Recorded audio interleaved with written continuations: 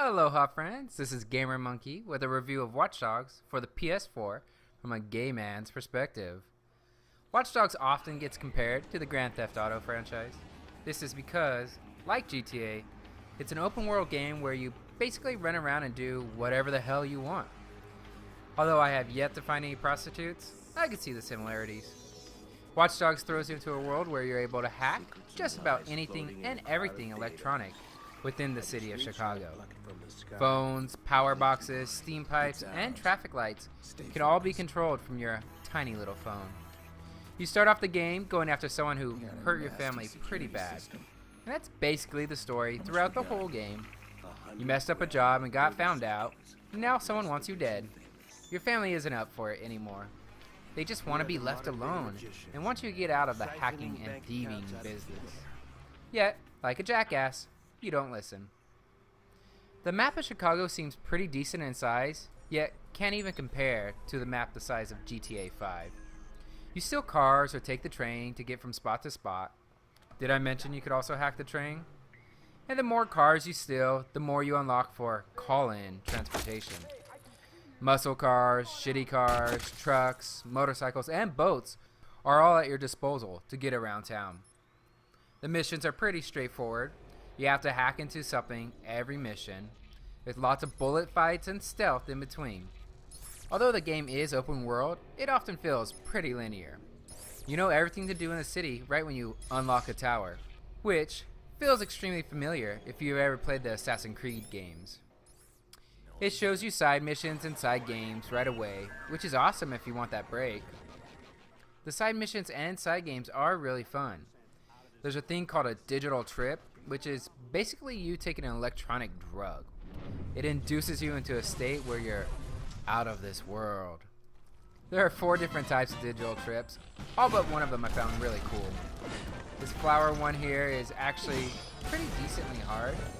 You have to bounce from flower to flower to gain more points, and the more direct your hits are, the higher your score. This next one is called a spider tank, and I would say it's probably my favorite.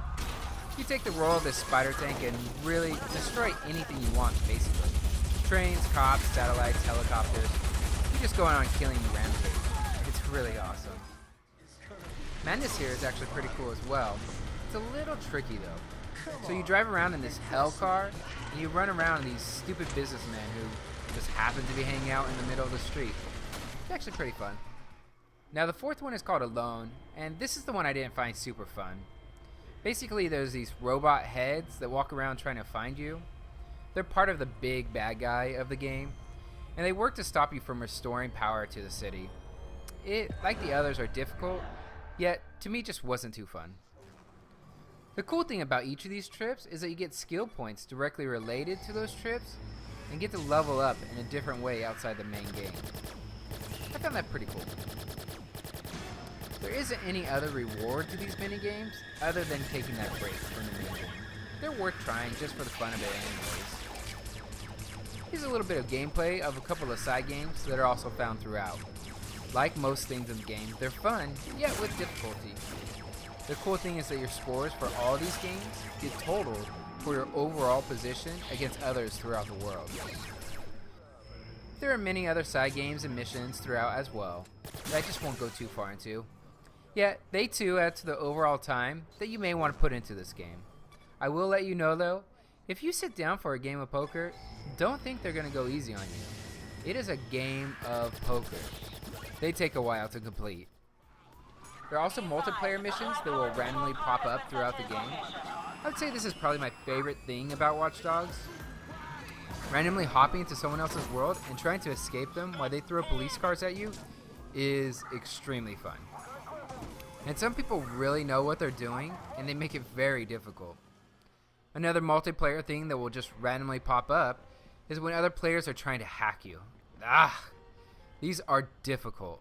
These people find the best places to hide, and it makes it so hard. Yet when you finally kill them, it's so satisfying. What's even more satisfying though, is being the person doing the hacking in someone else's world. When they don't find you, it's glorious.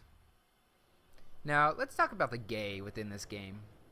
First, I will say I'm pretty disappointed in the gay options that could have been put in the game, and just weren't. So when you run around throughout the city, you're constantly checking people's info that you pass by. Things like dying of cancer, or recently divorced, or owes IRS money, or even has hepatitis C, and the like can all be found. As well as some sweet things like, volunteers at a homeless shelter, or adopts pets, and I don't know, other lovable stuff pops up when you walk by. And some of these people's info was pretty obscure, yet not once did I see mention about anything homosexual in any manner whatsoever. I think it would have been cool to see like bisexual, or cheating on boyfriend, or hates being called a twink, or anything to give a nod to homosexuals in some of the titles. But oh well, that's no big deal. I guess the only real gay part about this game is what I'm showing here. So you get to pick your outfit for the day, or the game, or however long you want to wear it basically. There's 20 options or so, and they're cool, yet nothing really exciting. Like most other games, the only reason that I call this gay in any way is because some gay guys love dressing up, but that's really the only connection. I went around trying to get close-ups of people to see if any of them were any bit attractive. Meh. They try to make some of the guys and gals cute, but really, the graphics don't lend themselves to very pretty people. Even the main character that you play sometimes gets a very blank, dead look to his eyes, which makes him a total turnoff. So what's the verdict here? Well, the game is really fun. I've been playing for a week or two and really enjoyed it. Yet, I am kind of getting bored with it.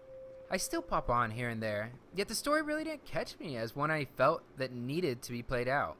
Also, the side missions do get repetitive, and when they're difficult, it gets really frustrating. I'd say the saving grace for this game is twofold. First, there's just so much to do. The side trips, side missions, side games, sides just really pull it off and make it worth its price. And second, the multiplayer action is so difficult and rewarding that it really makes you want to go back and hack another person. For those two reasons, I would recommend trying this game out. Go get your phone and start hacking. Thanks to all my LGBTQ, straight, in between, and out of the box friends for watching. Like and subscribe for more videos like this. Now go out there and get your game on.